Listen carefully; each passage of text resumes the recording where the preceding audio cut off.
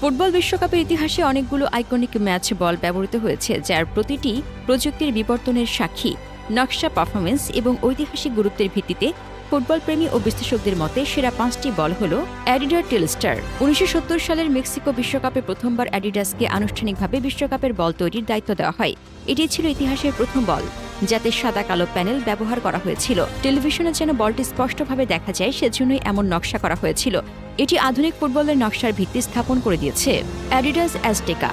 1986 Mexico বিশ্বকাপের এই বলটি ছিল প্রযুক্তির এক বড় মাইল ফলক। এটি ছিল বিশ্বকাপের প্রথম পুরোপুরি সিনথেটিক বা কৃত্রিম উপাদানে তৈরি বল, যা বৃষ্টির দিনেও পানি শোষণ করত না এবং দ্রুত গতিতে ছুটতে সক্ষম ছিল।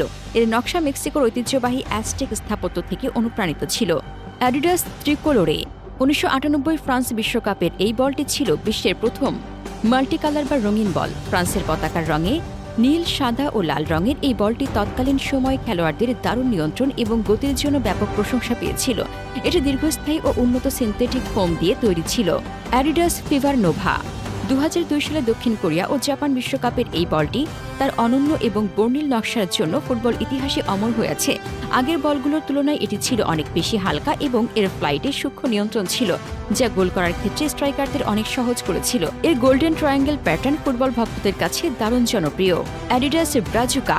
2014 ব্রাজিল বিশ্বকাপের এই বলটিকে আধুনিক প্রযুক্তির অন্যতম সেরা সৃষ্টি ধরা হয়। অ্যারোডাইনামিক্সের উপর ভিত্তি করে তৈরি এই বলটি ছিল অত্যন্ত ভারসাম্যপূর্ণ। নাসার পরীক্ষায় উত্তীর্ণ হওয়া এই বলটির স্থিতিশীলতা এবং সঠিক দিক পরিবর্তনের ক্ষমতা খেলোয়াড়দের কাছে অত্যন্ত প্রশংসিত হয়েছিল।